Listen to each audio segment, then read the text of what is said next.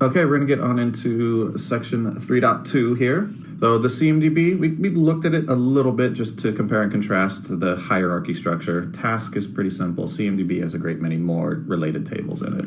Yeah, it looks like there's a ton of tables Lots in the of Cmdb. tables in Cmdb. Cmdb is our configuration management database. All of our CIs. So is it a separate database? No, it's not. Oh, okay. It's a subset of, not separate from. Okay, got it. So it's just a bunch of additional tables. Yes.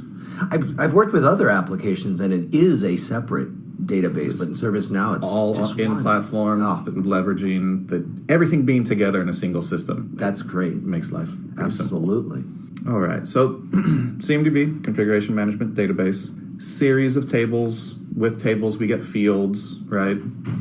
So our configuration items. We have some that we can all agree on. Your computers, network devices, business applications, business services, but we're going to have some that are unique per organization. So our configuration items. So those are our CIs. CIs. Okay.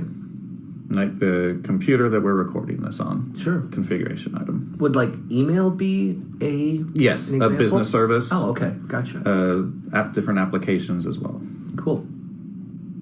So our CI form, our configuration item form itself, we have the different... Oh, there's email. There's email. Thanks for the segue. Our attributes, business criticality, version, support group, approval group, right? So it's different fields helping us to define the CI.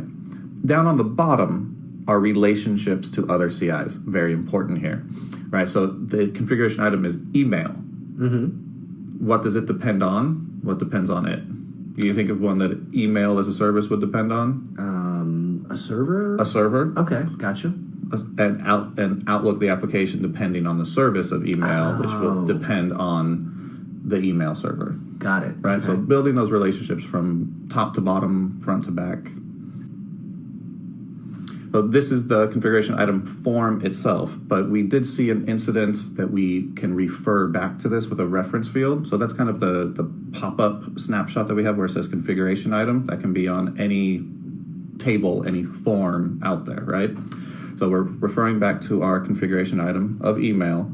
We get a couple other buttons up there when we get something filled into that field. So Micah, I just want to make sure I understand that. So in this screenshot, up in the top left there, that's showing maybe the incident form. Yes. And what we're doing is we're clicking on the I, and that's what's taking us to the majority of what we're seeing. Yes. Here. Oh, okay. That brings us to the form itself. To the actual CI. Okay, got it.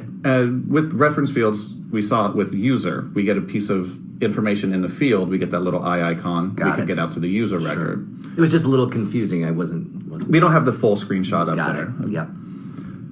With CI, we get these other two icons. Dependency view is the first one where it kind of branches out, showing that dependency mapping like we were just talking through with, email to a server. Next to the dependency view, we also have the CI alert, the exclamation mark in the circle. In the black circle. Black circle. Okay. That telling us if there's other task type records open against this CI. So there's something else going on with this email CI. So process, right? Service desk, I get a call or an email or what have you. I type in email in my configuration item. I see that black circle pop up.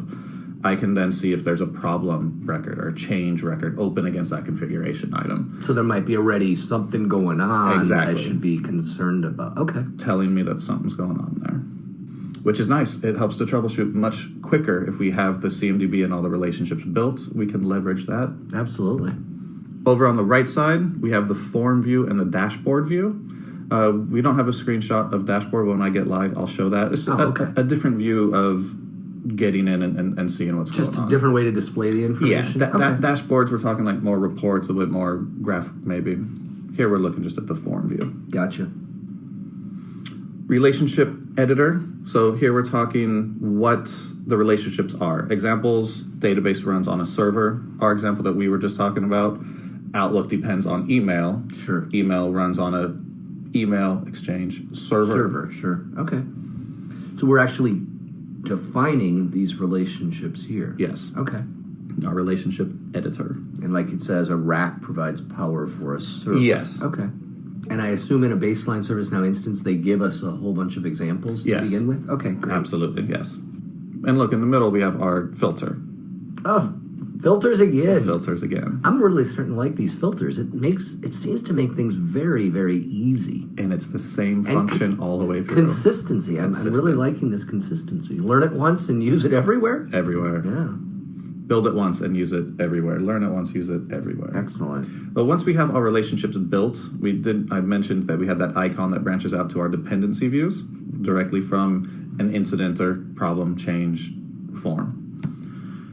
Dependency views look like this, just a graphical, again, representation. This item depends on this item, this configuration item, right? CI depends on this one, which depends on this one. So it's like the schema map, but the schema map shows you the relationship between the tables. Yes. This shows you the relationship between the actual items, the configuration items. You got it. That's it, exactly. Okay. Just looks a little different, I guess. It does. Because, yeah. We get a little bit more detail, too, than what we're seeing just here. So the CI alerts, right? We can pull incidents, problems, changes. We get a little more detail here. Oh, sure. Hovering over the line tells us what the relationship type is. So here the example is depends on and is used by. We can right-click on a CI to change our layout, like we were right-clicking in the schema to change what table we were focused on. Oh. Here in the dependency view, we can right-click and redraw our dependency views. Oh, okay, good.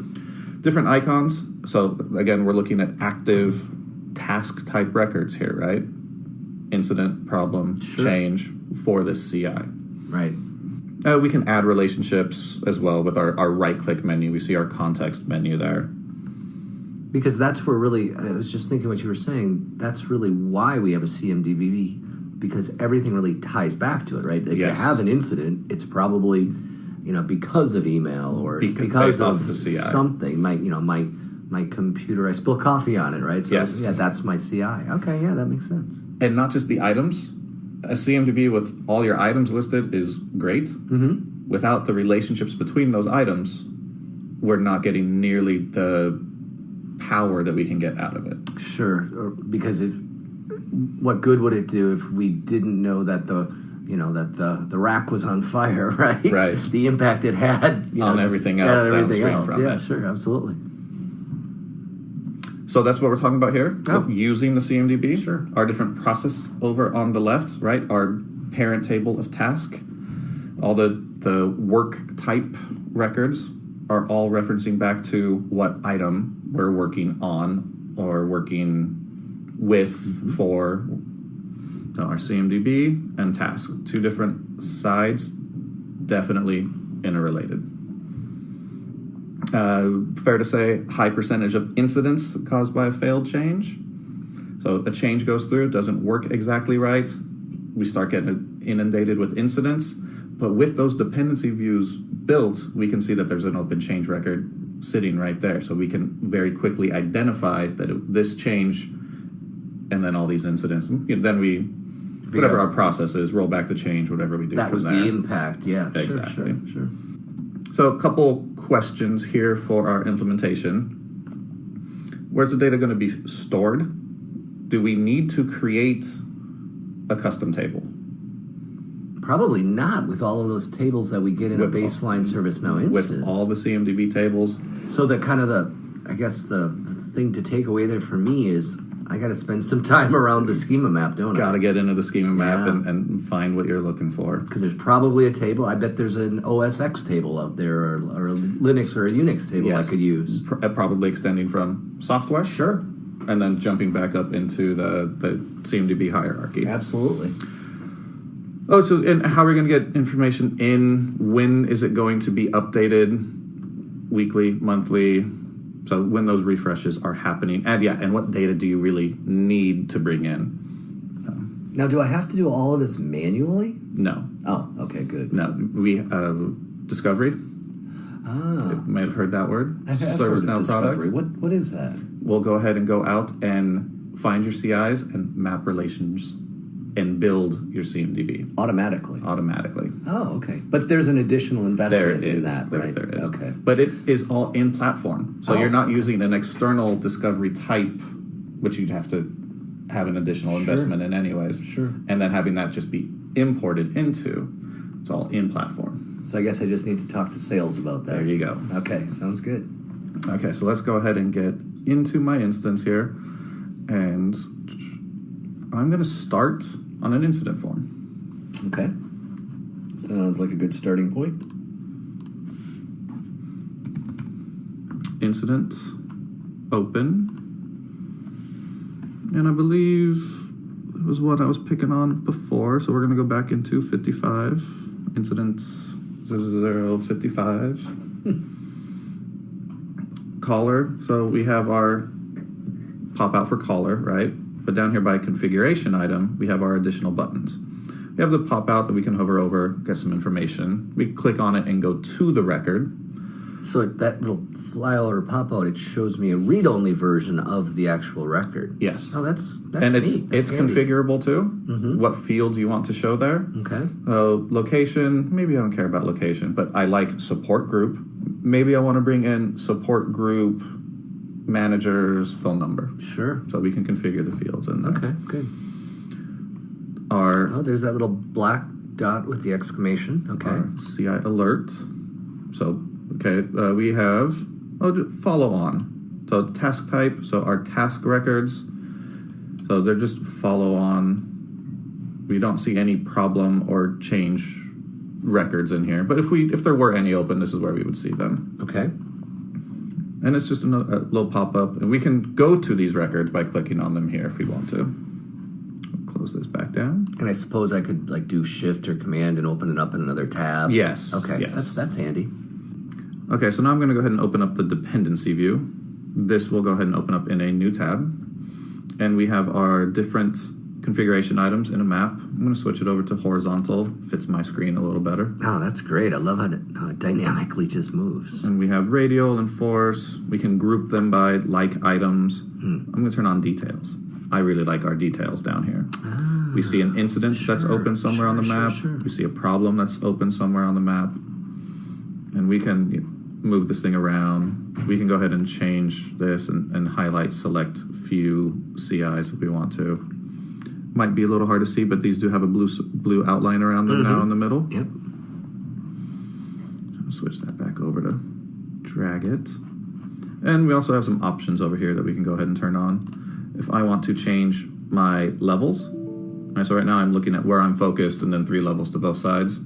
That looks the same as the personalized icon we saw in Incident. Is that what we're doing, and we're personalizing it for us here? Yes. Okay. We are personalizing our details here. Okay, got it. Our different settings. And once we have some predefined filters, different levels, whatever we want to build here, we can go ahead and save it and then just come back in and apply it by name. Oh, nice. Yeah, changing out our levels. I'm going to go ahead and go up to 5, apply that. Oh, okay. Oh, look at that. Now we bring in these other 2 levels based off of where we were focused. Look now how many all of the additional change records that are open. Oh, wow. So it's like David Liu is busy.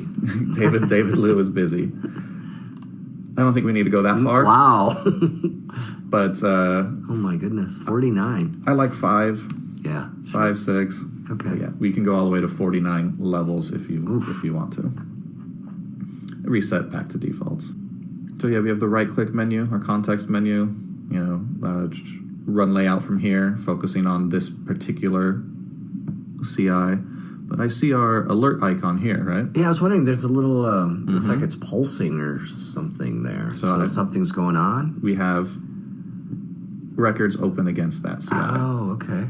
And that's actually where I started, was that incident. Sure. So that's just telling us that we have a record open. Okay.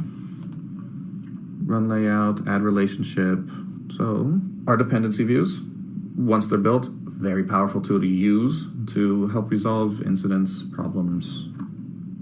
So if we had maybe a bunch of people calling in about email or something like that, right? Definitely. It could be a bigger issue, right? It could be like the Exchange server's down or something like that, right? And that map will help us to try to figure out that out much quicker than having to get into individuals' records. Like, okay, they're on this Exchange server number. We see it all mapped out right there in our relationships. That's great. So yeah, what is the CMDB? It's Lots. It's all of our items and their relations together. So sure. Our configuration items and relationships. Those relationships building our dependency views. Okay. And we had a couple ways of using the CMDB where we just went through where we opened up the incident, started looking at what's going on with the other related CIs. Your example, many people calling in about email. Yeah. Figuring out what the actual issue is that's underlying. So it could be a bigger issue than just me forgetting my password or something like that. Exactly. It might be that it's actually down. Okay. And some considerations for implementation. When it's going to be refreshed, how it's going to be populated. If you want to go ahead and get an intern to go in there and manually update everything, that's up to you. Sure. Where I like the other idea of automation, but yes, automation. I guess we have the whole gamut that we can choose from. Definitely. Okay.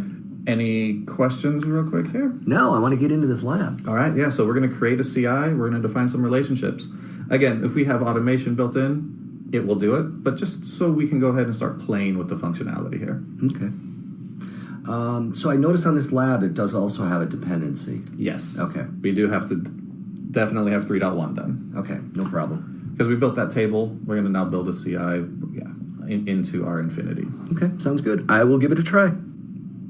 All right, I'm done. That was a great lab. Done. Wonderful. Yeah. Anything spring to mind? Any questions we want to go over? The one thing I really liked looking at was that the class hierarchy, where you can actually see on the form the little class hierarchy. That was pretty neat. Very nice. And then just the idea of being able to create those relationships. I can see where doing it manually, it's nice to be able to understand how it works, but wow, that could definitely be a job in and of itself for a team. So I can see where automation is definitely something we might want to look at. Yes, manual updates would not be fun for a large CMDB. And you said there's a discovery class that I can take. A discovery class you can take. Ah, okay, I'll have to check that out. A good starting point for this class that we're taking right now. Absolutely. Cool. Thanks.